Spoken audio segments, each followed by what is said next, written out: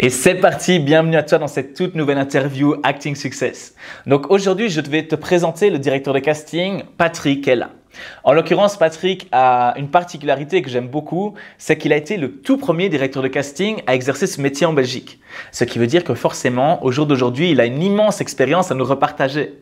Et ce qui est particulièrement chouette, c'est que tout au long de cette interview, tu verras par toi-même, Patrick a toujours fait attention à bien s'adresser aux acteurs qui débutent, que ce soit ceux qui sont dans les écoles plus officielles, les écoles d'art dramatique, mais également à ceux qui débutent par eux-mêmes, ceux qui font des formations, ceux qui font des stages, qui font du théâtre, ceux qui ne savent pas encore très bien comment se lancer. En fait, Patrick va te partager dans cette interview ses critères, quels sont les détails sur lesquels il porte de l'attention pour choisir ses comédiens, quels sont les conseils qu'il te donne pour arriver à te démarquer des autres. Donc, une fois de plus, selon moi, une interview de très grande valeur. Et d'ailleurs, si tu aimes ce type de contenu, si toi, tu as envie de devenir acteur, si tu aimerais bien décrocher tes premiers rôles, je t'invite avant de démarrer de bien cliquer sur le bouton rouge, abonne-toi à cette chaîne. Tu verras que je partage une vidéo par semaine pour t'aider à décrocher tes premiers rôles et à lancer ta carrière d'acteur. Voilà, maintenant sans plus attendre, eh bien c'est parti. On découvre cette très belle interview du directeur de casting, Patrick Ella. C'est parti, go!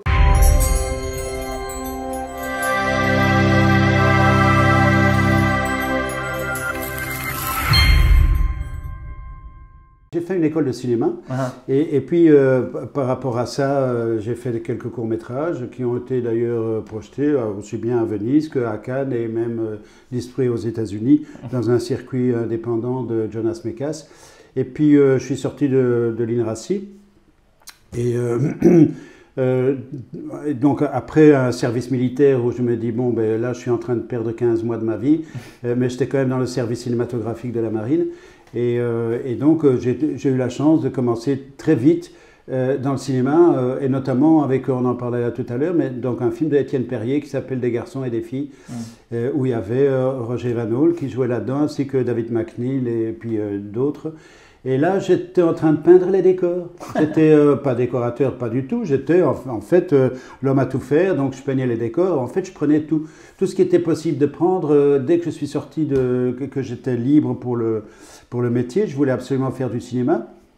Donc, pour moi, peindre les décors, c'était bon. Machino, alors que je suis maladroit, j'ai été machiniste. J'ai été électro, j'avais peur de l'électricité, mais donc j'étais électro. Et donc, voilà, et petit à petit, bon, ben, j'ai fait tous les métiers du cinéma. Et j'aimais bien assistant réalisateur. Donc, j'étais premier assistant pour des films pour lesquels on m'a demandé, tiens, est-ce que tu connais pas des comédiens? Et dans le cadre de l'assistant, parce que le métier n'existait pas encore en Belgique, il n'y avait pas de directeur casting en Belgique. Ouais, c'est ce que j'allais dire, il paraît que tu as innové là-dedans. Enfin, tu étais dans les pionniers, on m'a dit. J'ai créé le métier en fait en Belgique. Hein, et donc, bon, je travaillais avec, en plus j'avais de la chance de travailler avec des gens comme Chabrol, Alain René, des gens comme ça. Et donc, au tournage, ils m'ont demandé de leur présenter des comédiens. J'aime bien ce que tu dis au début, tu as été dans tout, quoi. C'est un plus, hein. Ouais. C'est ce qu'en fait, je peux même conseiller aux comédiens d'essayer d'avoir le plus d'expérience possible, d'être sur un plateau et en fait, aller le plus possible là où le cinéma se passe. Et justement, je voulais savoir, alors comment est-ce que tu fonctionnes aujourd'hui, c'est-à-dire pour trouver tes comédiens, comment est-ce que tu les trouves tout simplement? Oh ben c'est aussi bien dans la rue, mais ça c'est plutôt rare, mais je vais dans les conservatoires. Ah ouais. Et donc du moins pour les nouveaux comédiens, donc là je me tape vraiment enfin le plus possible, les examens de conservatoire, les évaluations, comme on appelle ça. Et donc là on découvre les stars de demain. Ouais. Et s'il y avait un comédien qui n'a pas fait le conservatoire, mais qui avait un potentiel, oui. Tu lui conseillerais… Je le vois tout de suite. Et tu lui conseillerais comment de te contacter? Comme je dis aux comédiens, c'est-à-dire aller dans les festivals de cinéma, faire la connaissance des réalisateurs, parler avec tout le monde, se tenir au courant, aller au théâtre, rencontrer les metteurs en scène, de théâtre ou de cinéma. C'est un jeu très différent. Hein. On ne joue pas au cinéma comme on joue au théâtre. Une fois qu'on est sorti du conservatoire, à ce moment-là commence la vie active pour le comédien. Et alors, comment on fait pour contacter les réalisateurs, les productions, pour savoir quels sont les projets. Et donc, voilà, c'est ça. Et donc, maintenant, on a un outil qui est assez extraordinaire. C'est l'Internet, le numérique. Et donc avec le numérique, bon, tu vas voir, tu te renseignes, tu vois quels sont les projets. Et donc tu vas sur synergie.be par exemple et tu as tout de suite les adresses mail des réalisateurs qui ont des projets. Donc sans pour cela harceler, une fois que tu as envoyé, bon, le réalisateur, en principe, ou bien il confie en fait tout ça à son directeur casting, ou bien lui-même, il s'est dit, tiens, voilà un personnage intéressant pour tel rôle. Et voilà, bah, ceci dit, nous, on fait la même chose. Hein, quand il y a un réalisateur qui a un projet, donc moi, j'envoie mes propositions en disant, voilà, si je peux vous aider. Et donc, ça se fait ou ça se fait pas. Donc toi, au final, c'est vraiment rentrer, pas attendre que ça vienne à toi, quoi. Rentrer dans le jeu, aller au festival, prendre contact avec les gens. Ouais, pour les comédiens, ils doivent vraiment le plus possible rencontrer. Où c'est qu'on rencontre les gens du cinéma, mais c'est dans les festivals. Et il y en a beaucoup en Belgique. Hein. Ouais. Donc à Bruxelles, il y en a déjà 2. Il y a celui de Mons, celui de Gand, qui est vraiment très important. Namur, Mons, bon, il y a quand même pas mal de festivals. Et puis à côté de ces festivals-là, il y a quand même aussi des ateliers. Enfin bon, non, c'est vraiment, il faut se montrer le plus possible et rencontrer les gens. Un jour, c'était au Festival de Bruxelles et alors il y a un comédien que je trouvais vraiment intéressant, je ne saurais plus dire qui, mais en tout cas il m'a dit, est-ce qu'il y aurait moyen de parler avec Jaco van Dormael? J'ai dit, mais oui, bien. Alors je lui ai présenté à Jaco et tout ça, et donc voilà, c'est là que ça se passe, quoi. Là, vraiment, il faut y aller, et donc il ne faut pas être introverti. Hein. Ouais, c'est sûr. Oui, donc à ce moment-là, il faut, ou ben, même quand on est introverti, c'est vite fait, on dit bonjour, moi j'aime bien les films que vous faites, enfin s'il aime. Parce que si c'est pas vrai, faut être honnête, on le sent tout de suite. Hein. Mais donc, bon, ben, il y a de toute façon c'est là qu'il faut rencontrer les producteurs, les autres comédiens. Mais donc, voilà, comment est-ce qu'on arrive à trouver, à tomber sur le personnage, la future star parce que c'est vrai qu'au départ, bon, ben, tout le monde est dans le même panier, c'est tous des nouveaux visages. Et donc, effectivement, on se demande pourquoi est-ce qu'un tel réussit avec les mêmes armes, avec le même bagage. Si je dois donner des conseils aux comédiens à ce niveau-là, je dirais qu'il y a, allez, disons 10% de talent, le reste c'est de la chance. Ah ouais. Mais ça se provoque la chance. Là, voilà, exactement. Donc c'est pour ça que je dis il faut aller dans les festivals, rencontrer les gens. Et donc, bon, ben, dans le cas de Nicolas Gopp, là, il s'est retrouvé en fait chez un agent. Et donc, du coup, comme il avait fait déjà 2 tournages et même d'autres, il a été contacté par un agent, mais le top de Paris. Et donc, alors à ce moment-là, il m'a téléphoné, il me dit comment je fais. Je voudrais changer d'agent. Et je dis, ben, écoute, tu laisses faire les agents. Ils s'arrangent entre eux. Et donc, voilà, ça se passe parfois. Et donc, les agents, ils ont l'habitude et ils parlent entre eux, ils se connaissent tous et tout ça. Et tu laisses faire, voilà. Et donc, maintenant, il est dans une très bonne agence. Ah, c'est bien. Mais il me semblait qu'un comédien était libre s'il voulait de dire bon, ben, je préfère ne plus travailler avec tel agent, je préfère aller avec un autre. Oui, ils ne sont pas spécialement tenus par un contrat. Ah, oui, non, c'est d'ailleurs illégal. Hein, contrat d'exclusivité, c'est illégal. Oui. Ouais.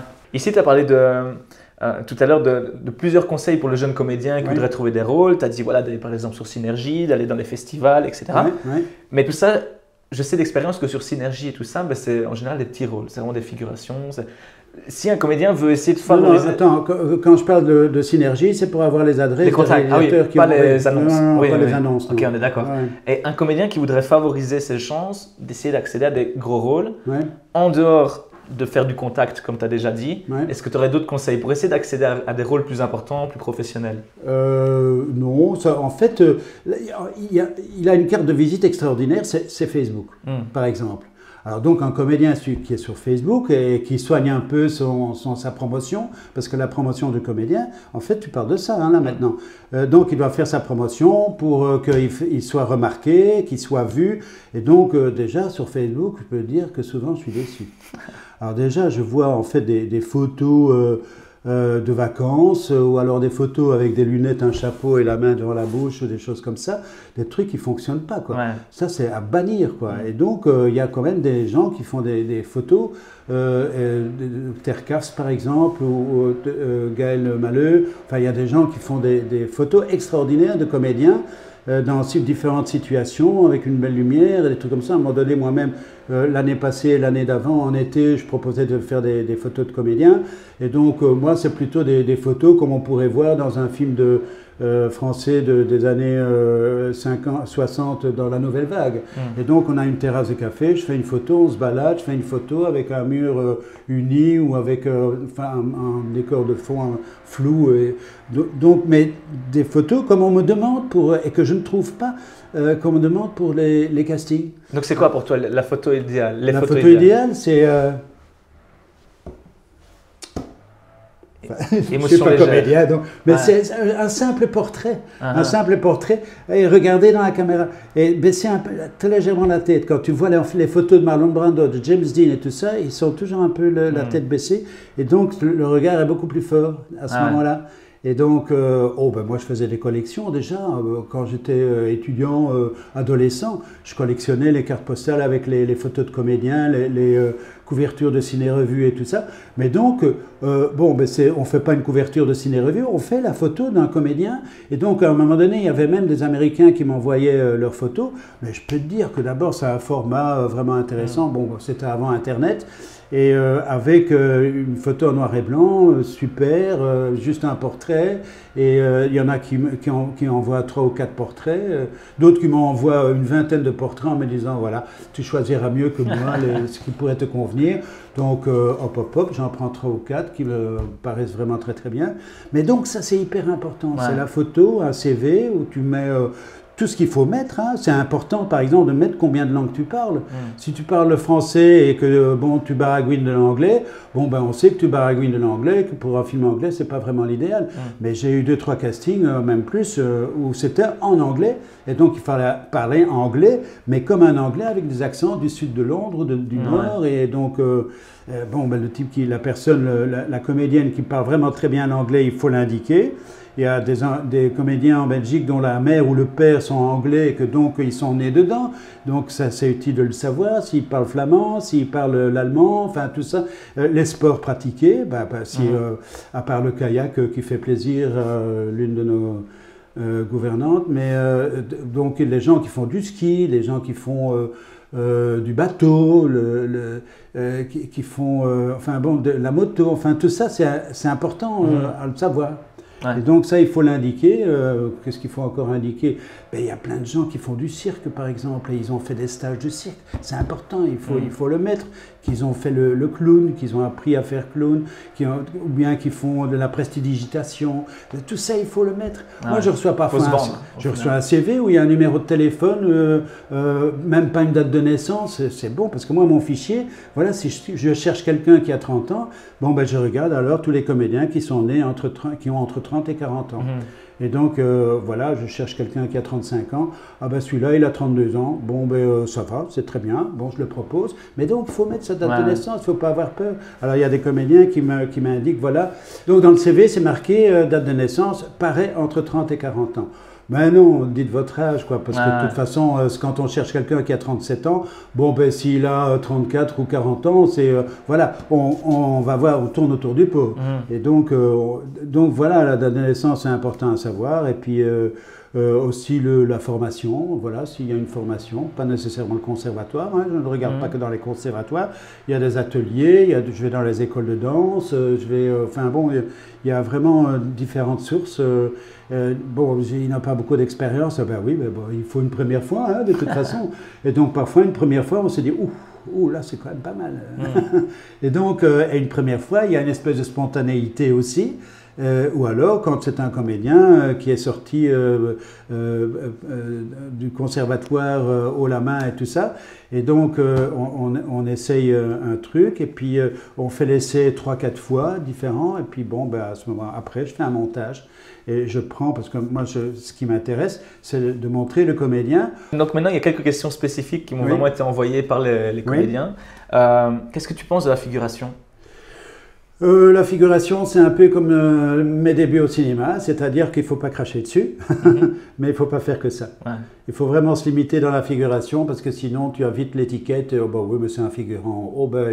Un figurant, il va travailler au tarif figurant et on lui donne une phrase. Non, là, ça devient une silhouette. Parlante. Oui, voilà. Et donc, après, on dit, oui, il n'est pas cher, et donc, il te propose un tarif de silhouette pour comédien. Michael Erpelding, donc qu'on connaît tous les deux, m'a dit que tu avais quand même joué un rôle dans sa carrière, que tu l'avais bien aidé. Oui, c'est comme Nicolas Gop. Voilà. Ouais, c'est à un moment donné, mais là j'avais vu en fait un extrait d'un film qu'il avait fait. Michael, ça. Oui. Ouais. Je dis, waouh, il va loin là. Là, il va loin, quoi. Et c'était, je crois qu'il était... c'était une scène d'un film où il était en prison et il reçoit la visite de la mère de sa victime. Oui, il avoue tout. Oui.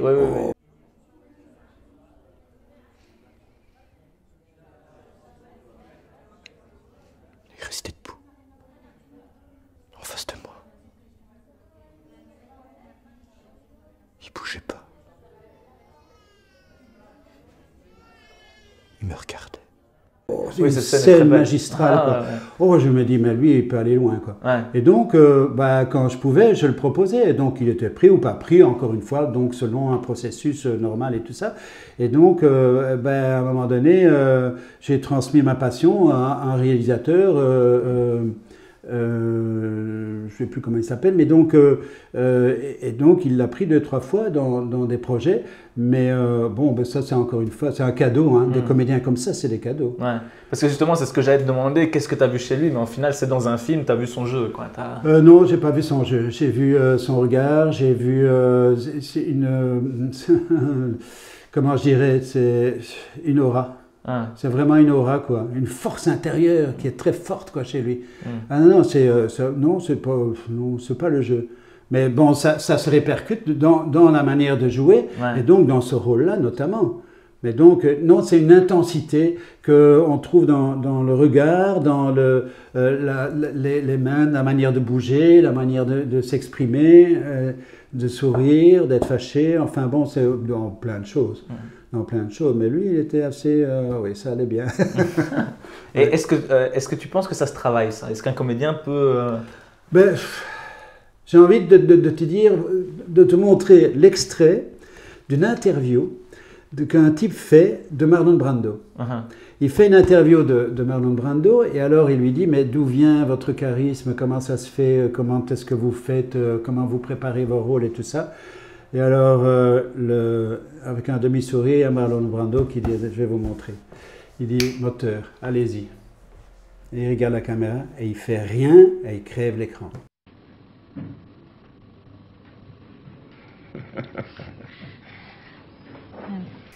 Donc, il est né avec. Ah ouais. C'est inné. Et donc, mais je pense que ça se travaille, oui, mais avec l'expérience. Et donc, un type comme... je prends l'exemple de Bouli Lanners. Quand on le voit maintenant dans n'importe quel film, il crève l'écran. Ouais. Et même quand il fait ses vidéos à lui et qu'il se fâche contre les centrales nucléaires ou des différentes choses comme ça, il a une forte présence, il a une manière de parler. Je peux dire qu'il n'était pas comme ça au début. Et il s'assume de plus en plus. Ah oui, c'est ça. Ouais. Et donc, au fur et à mesure de son expérience et de ses films, il acquiert une aura, une force qui l'attire et qu'il transmet. Il y a une question que je pose à chaque fois, vraiment, ça revient toujours. Oui. Oui. C'est un scénario. Imagine que demain, tu vas prendre une fusée pour partir sur notre planète. Oui.